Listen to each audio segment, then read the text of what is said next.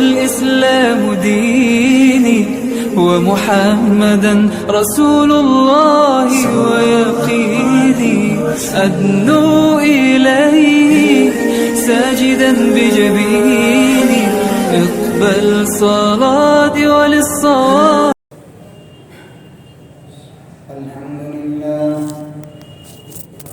الحمد لله نحمده ونستعينه ونستغفره ونؤمن به ونتوكل عليه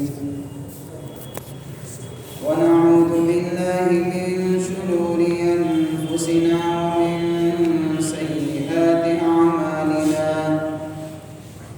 من يهده الله فلا مضل له ومن يضلله فلا هادي له ونشهد أن لا إله إلا الله وحده لا شريك له ونشهد أن سيدنا وسندنا ومولانا محمدا عبده ورسوله صلى الله تعالى عليه وعلى آله وأصحابه أجمعين. أما بعد فأعوذ بالله من الشيطان الرجيم. بسم الله الرحمن الرحيم. قل إن كنتم تحبون الله فاتبعوني يحببكم الله ويغفر لكم ذنوبكم والله غفور رحيم. وقال الله تعالى في موضع آخر: ربنا إني أسكنت من ذريتي بواد غير ذي زرع عند بيتك المحرم ربنا ليقيموا الصلاة فاجعل أفئدة من الناس تهوي إليهم وارزقهم من الثمرات لعلهم يشكرون. صدق الله مولانا العظيم وصدق رسوله النبي الكريم ونحن على ذلك لمن الشاهدين والشاكرين والحمد لله رب العالمين.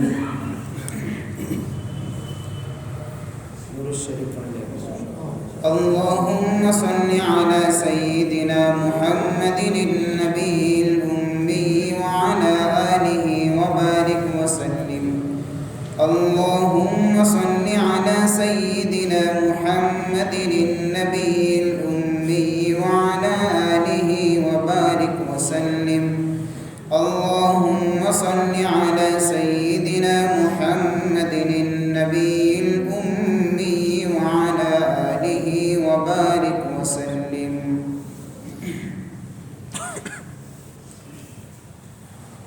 قابل قدر محترم دوست اور بزرگوں،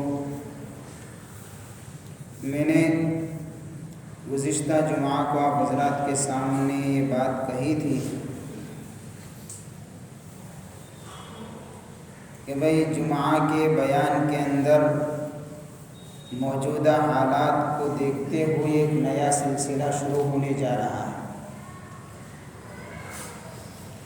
اور وہ ہے حضور پاک صلی اللہ علیہ وسلم کی سیرت کو سننا اور کہنا. یہ اس لیے ضروری ہے کہ جب تک حضور کی سیرت کو جانیں گے نہیں تب تک آپ کی تعلیمات کے بارے میں آدمی واقف نہیں ہوگا، پتہ نہیں چلے گا اس کو، اور جب پتہ نہیں چلے گا تو حضور کی تعلیمات کے اوپر عمل کرنا بھی مشکل ہوگا، اور آدمی کی کامیابی کا پورا دار و مدار حضور کی تعلیمات پر عمل کرنے میں ہے. جب آپ کی تعلیمات پر عمل کرنے میں ہے تو آپ کی تعلیمات کو جاننے کے لیے آپ کی سیرت کا جاننا ضروری ہے. اور اس لیے بھی ضروری ہے کہ جب اللہ تعالیٰ نے حضور پاک صلی اللہ علیہ وسلم کو دنیا میں نبی بنا کر بھیجا تھا، اس وقت دنیا کے حالات بڑے عجیب و غریب تھے. انسان تو تھے، انسانیت نہیں تھی. ایک دوسرے کے جان کے دشمن بنے ہوئے تھے، کمزوروں پر ظلم ہو رہا تھا، آپس کے فسادات تھے، اختلافات تھے، سماجی اختلاف تھے، سیاسی اختلاف تھے، معاشی اعتبار سے لوگ پریشان تھے، اور دیگر جہالت کی باتیں سماج کے اندر پیدا ہو چکی تھی۔ تو اگر آج کے حالات کو بھی دیکھیں تو لوگ انسان تو ہے، لیکن ہر گزرتے ایام کے ساتھ انسانیت مٹتی ہوئی نظر آتی ہے۔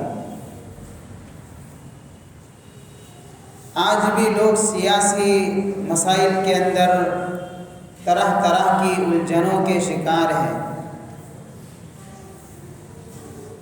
آپسی اختلافات بھی ہے، فسادات بھی ہے،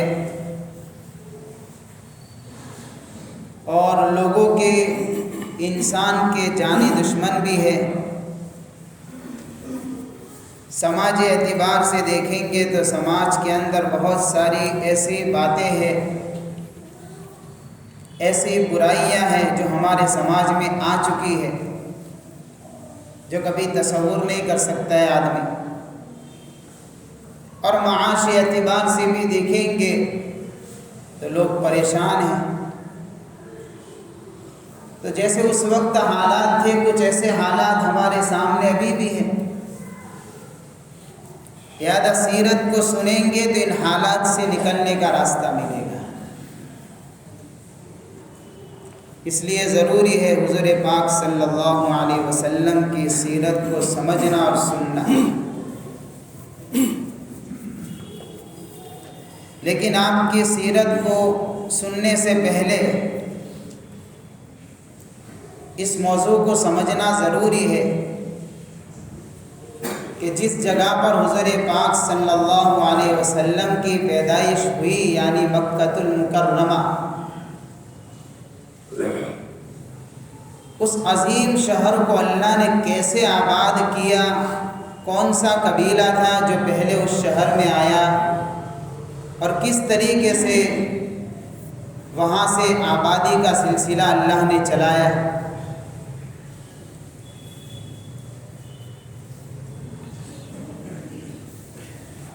اس لیے ضروری ہے کہ کچھ پیچھے کے حالات کو سمجھیں۔ حضور پاک صلی اللہ علیہ وسلم آخری نبی ہے۔ آپ سے پہلے تقریباً 1.25 لاکھ نبیوں کو اللہ نے دنیا میں بھیجا ہے۔ ان نبیوں میں ایک نبی گزرے ہیں حضرت ابراہیم علیہ السلام۔ حضرت ابراہیم علیہ السلام کا بھی رتبہ اور مقام اور مرتبہ بہت بڑا ہے اور بہت اونچا ہے۔ اتنا اونچا ہے کہ اللہ نے حضرت ابراہیم کو اپنا خلیل بنایا تھا۔ وَاتَّخَذَ اللَّهُ إِبْرَاهِيمَ خَلِيلًا۔ اور خلیل اس کو کہتے ہیں کہ کسی دل کے اندر محبت کوٹ کوٹ کر بھری ہوئی ہو، رگ رگ کے اندر محبت بسی ہوئی ہو، جگری دوست۔ تو حضرت ابراہیم علیہ السلام خلیل اللہ تھے، گویا کہ اللہ سے وہ تعلق تھا، وہ محبت تھی کہ اس محبت کے پیمانے کو دیکھتے ہوئے رب نے ابراہیم کو خلیل اللہ کا ہی لقب دے دیا۔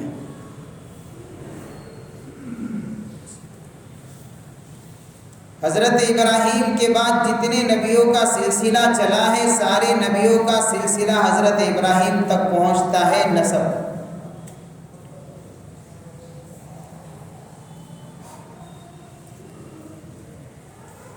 حضرت ابراہیم علیہ السلام کے ایک بیوی کا نام سارہ ہے اور دوسری بیوی کا نام ہاجرہ ہے۔ واقعہ ایسا پیش آیا کہ ایک مرتبہ حضرت ابراہیم علیہ السلام اپنی بیوی سارہ کے ساتھ میں کسی جگہ کے اوپر سفر پر نکلے۔ اب جہاں سفر میں جا رہے تھے، سیرت نگار علماء کرام نے لکھا ہے کہ مصر کا سفر تھا، فلسطین سے چلے تھے، مصر جانا تھا۔ راستے میں ایک بستی پڑتی تھی، اس بستی کا ایک بادشاہ تھا جو بڑا ظالم اور جابر بھی تھا اور بڑا کیریکٹر کا گرا ہوا آدمی تھا۔ اس بادشاہ کا اصول یہ تھا، اس کی عادت یہ تھی، اس کا طریقہ یہ تھا کہ اس نے شہر کے باہر چوکیاں بنائی تھی اور وہاں پر اپنے لوگوں کو کھڑا کیا تھا اس نے، اور اپنے لوگوں کو کہہ رکھا تھا کہ جب کوئی حسین عورت تم دیکھو تو اس کو پکڑ کر میرے پاس لاؤ، اس لیے میرے پاس لاؤ کہ جب کوئی حسین عورت اس کے پاس پہنچائی جاتی تو یہ بادشاہ بدباطن جو کیریکٹر کا گرا ہوا تھا اس عورت کی عزت کے ساتھ میں کھلواڑ کرتا تھا۔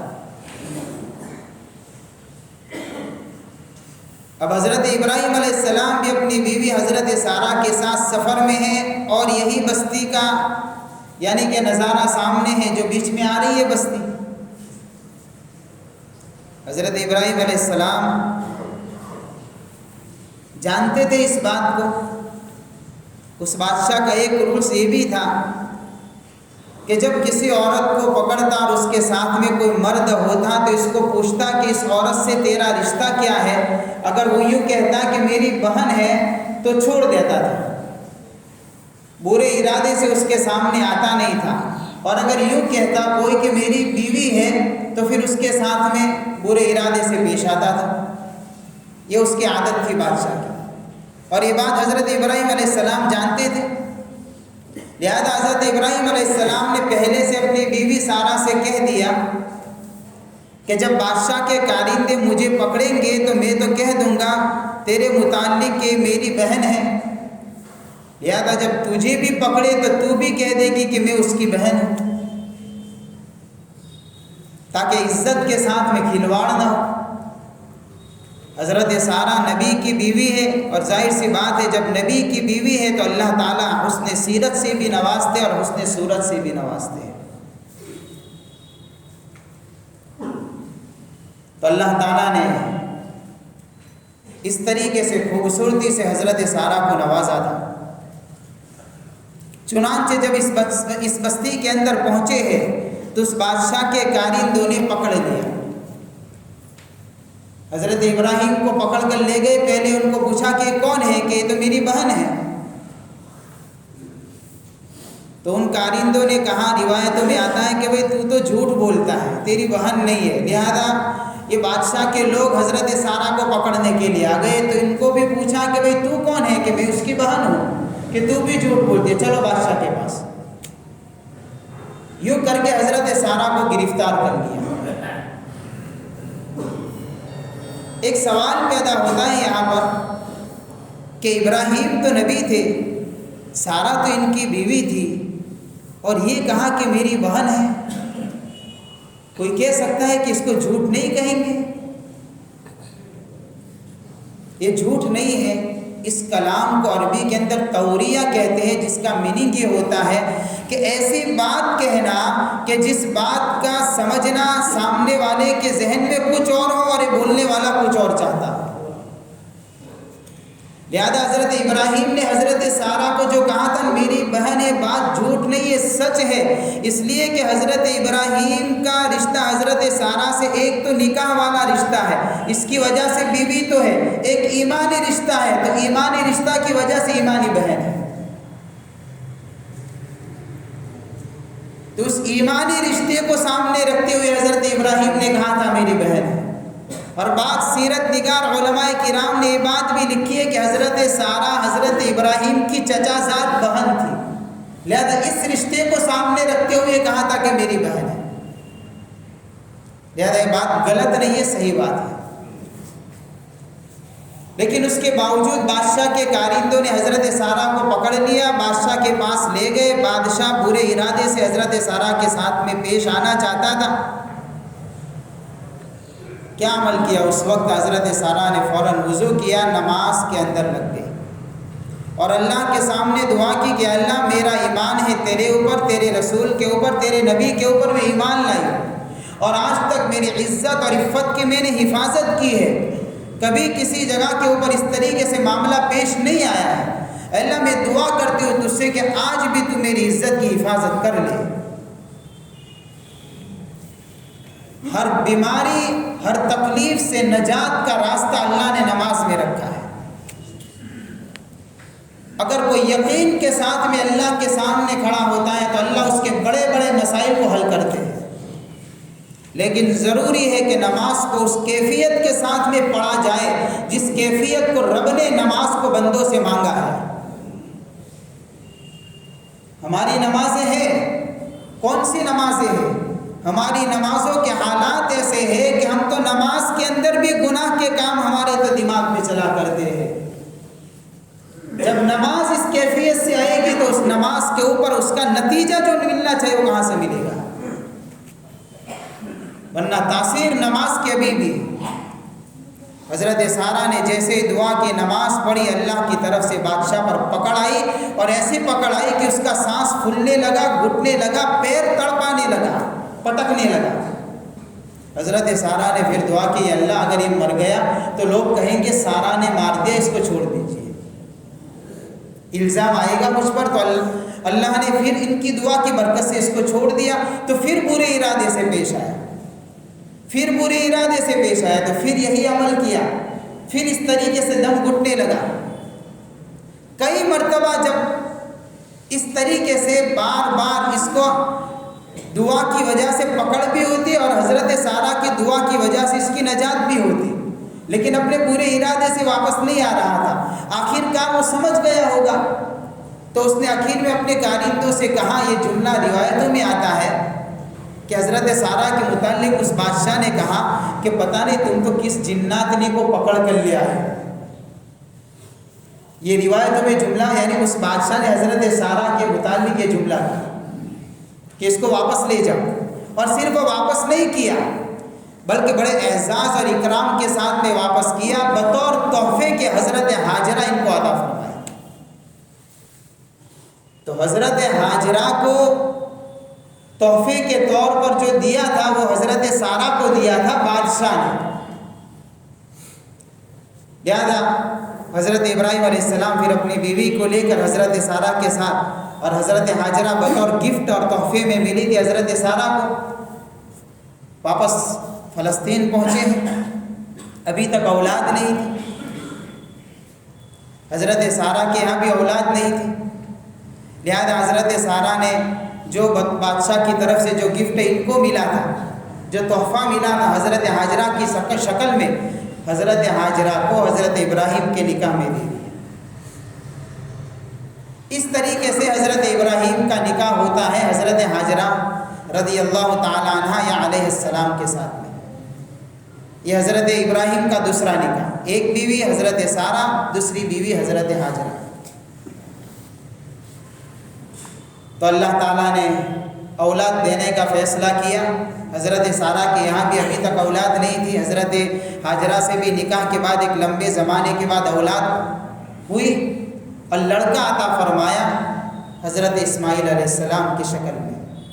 سیرت نگار علماء کرام نے لکھا ہے کہ حضرت ابراہیم کی عمر اس وقت 86 سال کی تھی اور حضرت اسماعیل علیہ السلام کی پیدائش ہوئی. حضرت ابراہیم کی عمر 86 سال کی تھی اور حضرت اسماعیل کی پیدائش ہوئی. اللہ نے بڑھاپے میں لڑکا عطا فرمایا اس بات کو بتانے کے لیے کہ جب رب دینا چاہتا ہے تو اللہ جوانی کا محتاج نہیں ہے، اللہ بڑھاپے میں بھی دے سکتا ہے. یَهَبُ لِمَن يَشَاءُ إِنَاثًا وَيَهَبُ لِمَن يَشَاءُ الذُّكُورَ أَوْ يُزَوِّجُهُمْ ذُكْرَانًا وَإِنَاثًا وَيَجْعَلُ مَن يَشَاءُ عَقِيمًا. اللہ کہتا ہے جس کو چاہے اس کو لڑکی دے، جس کو چاہے اس کو لڑکا دے، جس کو چاہے اس کو دونوں دے دے. جس کے متعلق فیصلہ کرے اس کو نہ لڑکا ملے کہ نہ لڑکی ملے، یہ تو رب کا خزانہ ہے، جب چاہے تب دے دے. تو اللہ نے بڑھاپے میں حضرت ابراہیم کو حضرت اسماعیل علیہ السلام عطا فرمائے. لیکن حضرت سارہ کے یہاں اولاد نہیں تھی تو حضرت سارہ کی غیرت کو یہ بات ذرا ناگوار گزری کہ میرے یہاں اولاد نہیں ہے. لہذا حالات ایسے بنے کہ حضرت سارہ نے حضرت ابراہیم سے کہا کہ بھئی حاجرہ کو اور اس کے لڑکے کو تم کسی اور جگہ بسا دو. تو حالات ایسے بنے تھے، تو اس کا مطلب یہ نہیں ہے کہ اس حالات کی وجہ سے گئے، بلکہ اللہ کا ایک فیصلہ بھی یہی تھا۔ حالات بھی اس لیے بنے کہ رب بھی چاہتا تھا کہ ابراہیم اپنی بیوی ہاجرہ اور بیٹے اسماعیل کو میرے محترم گھر کے پاس جا کر بسائے، اس لیے اللہ نے حالات بھی بنائے، اور حضرت سارہ نے فرمائش بھی کر دی کہ آپ ہاجرہ اور اسماعیل کو لے کر چلے جاؤ، یہاں سے کسی اور جگہ پر بساؤ۔ چنانچہ ملک شام سے، فلسطین سے، اس وقت فلسطین ملک شام میں آتا تھا، ملک شام کا جو علاقہ تھا اس زمانے میں، اس میں فلسطین تھا اور غزہ تھا اور اس طریقے سے حلب تھا، یہ پورا علاقہ تھا جو ملک شام کے اندر تھا اس وقت۔ تو وہاں سے سفر کر کے حضرت ہاجرہ کو لے کر نکلے، حضرت اسماعیل علیہ السلام کو لے کر حضرت ابراہیم علیہ السلام نکلے ہیں، جبکہ حضرت اسماعیل علیہ السلام ابھی تو دودھ پیتے بچے ہیں، اس جگہ پر آباد کرنے کے لیے جس جگہ پر ابھی تک کوئی آبادی نہیں ہے، لمبا سفر کر کے آئے ہیں۔ اور حضرت ابراہیم علیہ السلام نے اپنی بیوی حضرت ہاجرہ کو اور اسماعیل کو چھوڑا اور ریٹرن ہو گئے، مڑ کر بھی نہیں دیکھا، کہاں بھی نہیں، نکل ہی گئے، ماں اور بیٹے، دودھ پیتے بیٹے کو چھوڑ کر نکل ہی گئے۔ حضرت ہاجرہ نے پوچھا کہ ابراہیم ایسی جگہ پر چھوڑ کر آپ جا رہے ہیں جہاں پر نہ کوئی انسیت ہے، نہ کوئی خاندان ہے، نہ کوئی آبادی ہے، نہ کوئی کھانے پینے کا کوئی انتظام ہے، کوئی چیز نہیں ہے، ایسی جگہ پر چھوڑ کر آخر آپ کہاں جا رہے ہیں؟ حضرت ابراہیم جواب نہیں دے رہے، بار بار پوچھا ہے، جواب نہیں دیا ہے۔ آخر میں حضرت ہاجرہ نے پھر ایک جملہ کہا کہ کیا اللہ کا حکم یہی ہے؟ تو اس وقت حضرت ابراہیم نے کہا کہ ہاں اللہ کا حکم یہی ہے۔ تو حضرت ہاجرہ نے اس وقت جو جواب دیا ہے وہ جواب ہمارے لیے بڑا سبق ہے۔ کیا فرمایا؟ حضرت ہاجرہ نے فرمایا کہ اگر رب کا حکم ہے تو پھر اللہ ہمیں ضائع نہیں کرے گا، اس کو کہتے ہیں توکل۔ وَمَن يَتَوَكَّلْ عَلَى اللَّهِ فَهُوَ حَسْبُهُ، قرآن کہتا ہے کہ جو اللہ پر اعتماد کو مضبوط کر لیتا ہے اللہ اس کے کاموں کے لیے کافی ہو جاتا ہے۔ ان اللہ بالغ امرہ قد جعل اللہ لکل شیء قدرا، اللہ ہر کسی کے کام کو بنا دیتا ہے، لیکن شرط ہے اس بات کی کہ حالات جیسے بھی بن جائے ہر حال میں توکل رب سے نہیں ہٹنا چاہیے۔ یہ حضرت ہاجرہ کا جواب یہ بتا رہا ہے کہ زندگیوں میں توکل کی کتنی بڑی اہمیت ہے، یہ کتنی بڑی صفت ہے۔ ایسے حالات کے اندر چھوڑا ہے جہاں نہ آبادی ہے، نہ پانی ہے، نہ کھانے پینے کا کوئی انتظام ہے۔ حضرت ابراہیم چھوڑ کر جا رہے ہیں، ایک عورت ہے اور چھوٹا سا دودھ پیتا بچہ ہے، ظاہر سی بات ہے ایسے حالات کے اندر کوئی جنگل کے اندر اپنی اولاد کو چھوڑ دے اور اس کیفیت کے ساتھ واپس آئے، یہ تو حالات بتا سکتے ہیں کہ اب اس دل کے اندر کیا توکل کتنا ہے۔ لہذا حضرت ہاجرہ نے جواب دے دیا کہ آپ جا سکتے ہیں، تب تو اللہ ہم کو ضائع نہیں کرے گا۔ اس طریقے سے چھوڑ کر حضرت ابراہیم کو تو یعنی حضرت ابراہیم تو نکل گئے، اب اس جگہ پر آباد ہے، صرف دو ہے، ایک ماں ہے ایک بیٹا ہے، یعنی حضرت ہاجرہ اور حضرت اسماعیل علیہ السلام ہے۔ حضرت ابراہیم علیہ السلام جب اپنے بیٹے کو اور اپنی بیوی کو چھوڑ کر یہاں سے نکلے ہیں، اس وقت ان کے پاس تھوڑا سا توشہ تھا اور ایک مشکیزے میں پانی دے کر گئے تھے، بس جو چند دنوں کے لیے کافی تھا۔ جب نظروں سے اوجھل ہو گئی حضرت ہاجرہ اور بیٹا اسماعیل، اور حضرت ابراہیم کو جب نظر نہیں آ رہے تھے، نہ بیوی نظر آ رہی تھی نہ بیٹے نظر آ رہے تھے، اس وقت پھر حضرت ابراہیم علیہ السلام نے ایک درد بھری دعا مانگی، اس وقت پھر دعا مانگی۔ کب؟ کہ جب نظروں سے اوجھل ہو گئے۔ ربنا انی اسکنت من ذریتی بواد غیر ذی زرع عند بیتک المحرم ربنا لیقیموا الصلاة فاجعل افئدة من الناس تهوی الیہم وارزقهم من الثمرات لعلهم یشکرون۔ اے اللہ، میں نے اپنی ذریت کو، اپنی اولاد کو ایسی جگہ پر آباد کیا ہے جو جگہ زراعت کے قابل نہیں ہے، بالکل وادی جیسی جگہ ہے، لیکن ہے کیسے؟ عند بیتک المحرم، تیرے محترم گھر کے پاس آباد کیا ہے۔ اسباب نہیں ہے کچھ بھی، کیوں آباد کیا؟ زراعت کے لیے آباد نہیں کیا، کاروبار کے لیے آباد نہیں کیا، ربنا لیقیموا الصلاۃ، اس لیے آباد کیا ہے کہ اے اللہ یہ تیرا محترم گھر آباد ہو جائے، لوگ اس جگہ پر نماز کو قائم کرنے والے بن جائیں۔ یہ میں نے اس نیت سے میرے اولاد کو ایسی جگہ پر ابھی تو چھوڑ کے جا رہا ہوں کہ جس کی ظاہری شکل یہ ہے، فَجَعَلْ أَفْئِدَةً مِّنَ النَّاسِ،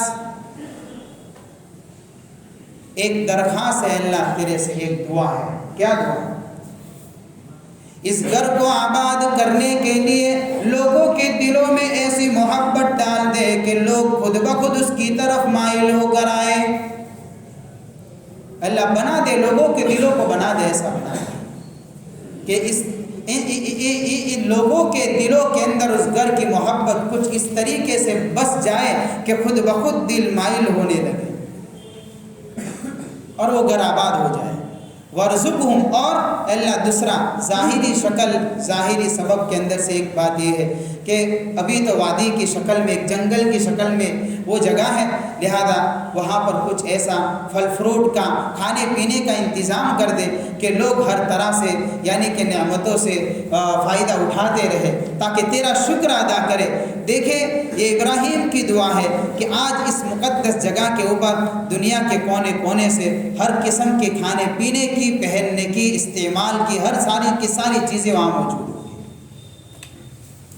یہ حضرت ابراہیم کی دعا کی برکت ہے۔ اس وقت یہ دعا مانگی جب حضرت ہاجرہ اور حضرت اسماعیل نظر نہیں آ رہے تھے، تاکہ دل کی کیفیت کے ساتھ میں رب کے سامنے متوجہ ہو۔ دعا تو ہو گئی، اب یہاں پر ماں اور بیٹا دو ہی ہیں۔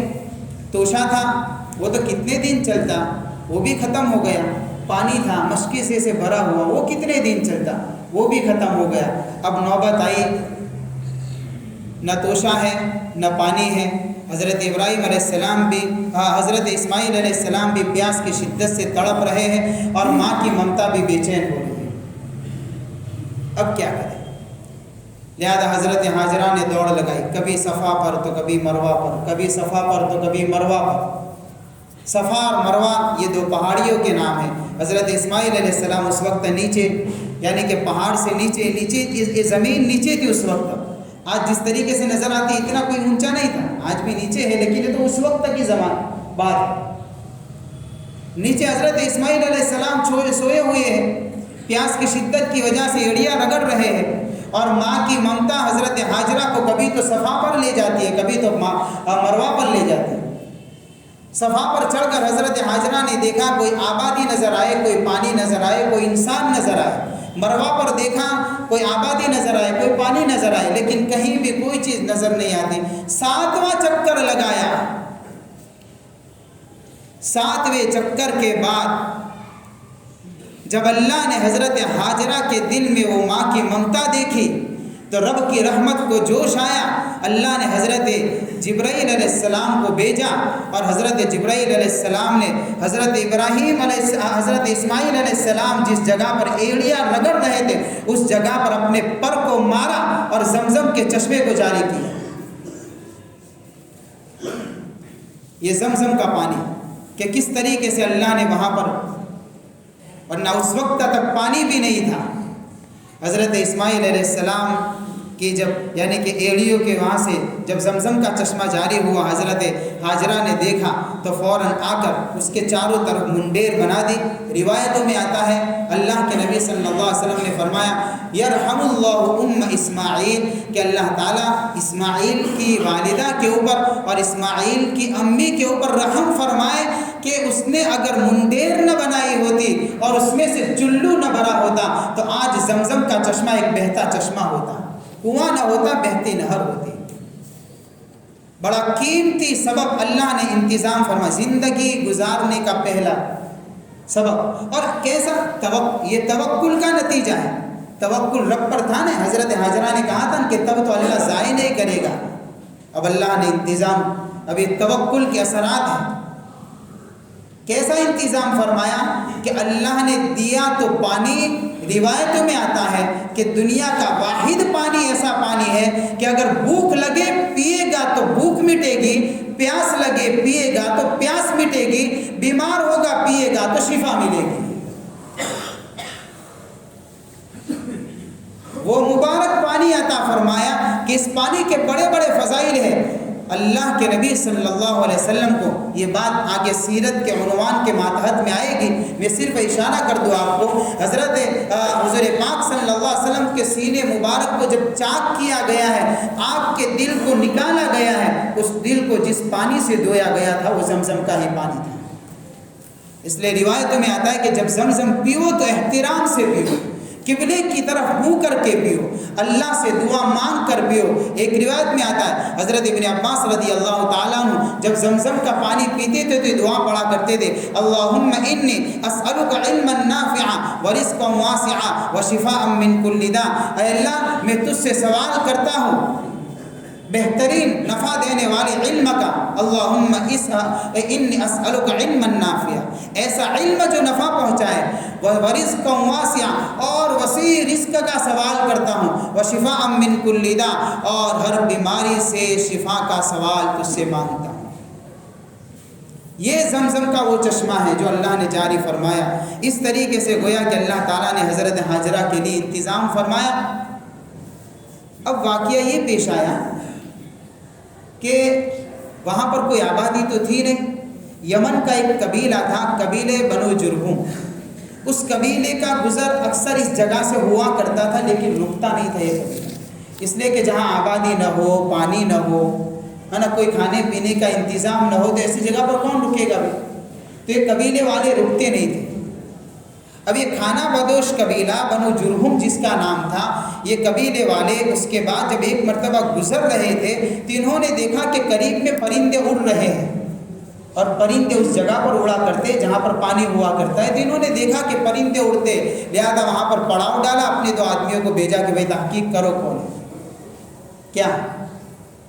تو ان کے اندر سے 1-2 آدمی گئے ہوں گے، تحقیق کی، پتہ چلا ایک ماں ہے، ایک بیٹا ہے، پاس میں پانی کا یعنی کہ انتظام ہے. لہذا آ کر انہوں نے قبیلے والے کو بتایا تو قبیلے والوں نے حضرت حاجرہ سے اجازت مانگی کہ اگر آپ کی اجازت ہو تو ہمارا قبیلہ یہاں پر آباد ہونا چاہتا ہے، یہاں رہنا چاہتا ہے. حضرت حاجرہ نے کہا کہ اجازت تو ہے لیکن ایک شرط رہے گی. وہ شرط کیا؟ وہ شرط یہ ہے کہ پانی پر تمہارا قبضہ نہیں، پانی پر میرا قبضہ رہے گا، باقی تم چاہو تو یہاں پر رہ سکتے ہو. روایتوں میں آتا ہے اللہ کے نبی صلی اللہ علیہ وسلم نے فرمایا کہ اب حضرت حاجرہ کو اللہ نے پڑوسی بھی دے دی. یہ پہلا قبیلہ ہے جو اس جگہ پر آباد ہوا. یہ پہلا قبیلہ. اس وقت تک مکہ کی سرزمین میں کوئی بھی آبادی نہیں تھی، لکوں تک جنگل میدان تھا، نہ کوئی آتا تھا نہ کوئی رکتا تھا، نہ کھانے پینے کا کوئی انتظام تھا. یہی وہ پہلا قبیلہ ہے، قبیلہ بنو جرہم، جو اس جگہ پر اس طریقے سے آ کر آباد ہوا ہے. حضرت ابراہیم علیہ السلام تو چلے گئے تھے، اس وقت تو تھے نہیں، ماں اور بیٹا اللہ نے پڑوسی عطا فرما دیے حضرت قبیلہ بنو جرہم کی شکل کے اندر. اب حضرت اسماعیل علیہ السلام اس قبیلے کے ساتھ میں اب زندگی کا ایام گزرتے ہیں، بڑے ہوئے، ان کے ساتھ میں رہے. ان کی زبان عربی تھی، حضرت اسماعیل علیہ السلام بھی عربی بولنے لگے، لہذا یہاں سے عربی نسل چلتی ہے. حضرت اسماعیل علیہ السلام کا نکاح ہوا اس قبیلے میں جوان ہونے کے بعد. اسی قبیلے کی عورت سے پہلا نکاح ہوا، لیکن پہلا نکاح ہوا اس وقت واقعہ یہ پیش آیا کہ ایک مرتبہ اب حضرت ابراہیم علیہ السلام اپنے خاندان کی خبر گیری کرنے کے لیے تشریف لاتے ہیں. گھر پر حضرت اسماعیل علیہ السلام اس وقت تھے نہیں، کہیں جنگل گئے ہوئے تھے. حضرت اسماعیل علیہ السلام کی بیوی موجود تھی جو قبیلہ بنو جرہم کی سے تعلق رکھتی تھی. یہ بیوی تو اس کو پوچھا اسماعیل کہاں گئے، کہ وہ تو جنگل گئے ہیں. پھر حضرت ابراہیم نے پوچھا کہ بھئی گھر کے گزران کیسا چلتا ہے؟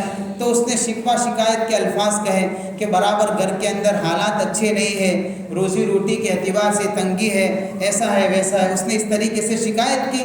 بیوی کو نہیں پتا تھا یہ اسماعیل کے ابا اور میرے سسر ہوئے، بس انہوں نے پوچھا، بیوی نے اس طریقے سے جواب دیا۔ حضرت ابراہیم علیہ السلام نے اس وقت اس بیوی سے ایک جملہ کہا اپنے بیٹے کی بھی اہلیہ سے کہ جب تمہارے شوہر آئے تو ان کو کہہ دینا میری طرف سے سلام پہنچانا، اور یہ بات کہنا کہ اپنے دروازے کی چوکھٹ بدل دیں۔ اسماعیل علیہ السلام اس کے بعد آتے ہیں، حضرت ابراہیم تو نکل جاتے ہیں جملہ کہہ کر، اب آتے ہیں، لیکن جب دیکھا کچھ نشانات پیروں کے نظر آئے کہ کوئی آیا ہوا ہے، لہٰذا بیوی سے پوچھا کون آیا تھا؟ کہ اس طریقے سے بوڑھے میاں آئے تھے، ایسا ایسا حلیہ تھا، ایسا ایسا چہرہ تھا، اور اس طریقے سے سب باتیں کر رہے تھے، پوچھ رہے تھے۔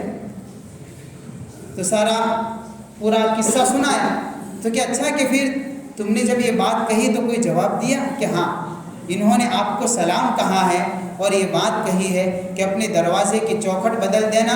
حضرت اسماعیل علیہ السلام نے فوراً کہا کہ چوکھٹ بدلنے کا مطلب یہ ہے کہ میں تجھے طلاق دے دوں، اس لیے کہ تیری زبان سے ناشکری کے الفاظ نکلے ہیں، نبی کے گھرانے میں یہ چیزیں نہیں ہوا کرتی۔ فوراً طلاق دے دی۔ دوسرا نکاح ہوا، اس قبیلے کا ایک سردار تھا، مزاز یا مزاز نام تھا، اس سردار کی بیوی سے حضرت اسماعیل کا دوسرا نکاح ہوتا ہے۔ حضرت اسماعیل علیہ السلام نے دوسرا نکاح کیا۔ پھر ایک مرتبہ ایسا ہوا کہ حضرت ابراہیم علیہ السلام تشریف لاتے، اس وقت بھی اتفاق سے حضرت اسماعیل موجود نہیں تھے گھر پر، تو اس بیوی سے بھی پوچھا کہ بھئی کہاں گئے؟ کہ جنگل گئے ہیں، حالات کیسے چلتے ہیں؟ تو اس بیوی نے شاکرانہ جواب دیا اور یوں کہا کہ بڑے اچھے حالات ہیں، اللہ کا شکر ہے، روزی روٹی بھی اچھی چل رہی ہے۔ حالانکہ حضرت ابراہیم نے اس وقت یہ بھی پوچھا ہے کہ کیا کھاتے ہو؟ کہ گوشت کھاتے ہیں۔ اس طریقے سے دو چار باتیں پوچھی، پھر اخیر میں جاتے ہوئے یوں کہا کہ جب اسماعیل گھر پر آئے تو ان کو میرا سلام کہنا اور یہ بات کہہ دینا کہ اپنے دروازے کی چوکھٹ کی حفاظت کرے۔ تو حضرت اسماعیل علیہ السلام آتے ہیں، پھر پتہ چلا کہ کوئی آیا ہے، تو پوچھا کہ بھئی کون آیا تھا؟ کہ اس طریقے سے ایک بوڑھے میاں آئے تھے اور ایسا ایسا حلیہ تھا اور ایسی ایسی باتیں ہوئی ہیں۔ کہ اچھا، باتیں ہونے کے بعد انہوں نے کچھ کہا ہے کہ ہاں پیغام سنایا ہے، وہ پیغام یہ ہے کہ ایک تو آپ کو سلام پیش کیا ہے، اور دوسری بات یہ کہی ہے کہ وہ ایسا بول رہے تھے کہ اپنے دروازے کی چوکھٹ کی حفاظت کرنا۔ تو حضرت اسماعیل علیہ السلام نے اپنی اس دوسری بیوی سے کہا کہ جو آئے تھے وہ میرے والد ہیں، اور اپنے دروازے کی چوکھٹ کی حفاظت کا مطلب یہ ہے کہ میں تجھے ہمیشہ اپنے نکاح میں رکھوں، تجھے طلاق نہ دوں۔ اس طریقے سے گویا کہ دوسرا نکاح بھی ہوا حضرت اسماعیل علیہ السلام کا۔ پھر حضرت ابراہیم چلے جاتے ہیں، پھر کچھ مدت کے بعد آتے ہیں، اور حضرت ابراہیم علیہ السلام نے جب آ کر دیکھا تو اس وقت حضرت اسماعیل علیہ السلام زمزم کے پاس اس زمانے میں ایک درخت تھا، اس درخت کے نیچے بیٹھ کر تیر بنا رہے تھے۔ اب حضرت اسماعیل علیہ السلام کے پاس آ کر حضرت ابراہیم آتے ہیں، دونوں باپ بیٹے بڑی گہری محبتوں کے ساتھ میں ملتے ہیں، اور ابراہیم اپنے بیٹے کو یہ پیغام سناتے ہیں کہ اللہ نے کہا ہے اس کے گھر کو بنانے کا ہے۔ اس طریقے سے پھر اللہ تعالیٰ نے حضرت ابراہیم اور حضرت اسماعیل علیہ السلام یعنی باپ بیٹے کو حکم فرمایا ہے، اور بیت اللہ کی بنیادوں کو پھر وہاں سے اٹھانے کا حکم ہوا ہے۔ خیر، اب آئندہ مجلس کے اندر یہاں سے میں آگے آپ کے سامنے بات رکھنے کی کوشش کروں گا۔ ہر مہینے کا پہلا جمعہ اور ہر مہینے کا تیسرا جمعہ صرف اور صرف درس سیرت کے عنوان سے ہی بات ہوگی۔ دوسرا جمعہ اور چوتھا جمعہ کوئی اور موضوع لے لیں گے، لیکن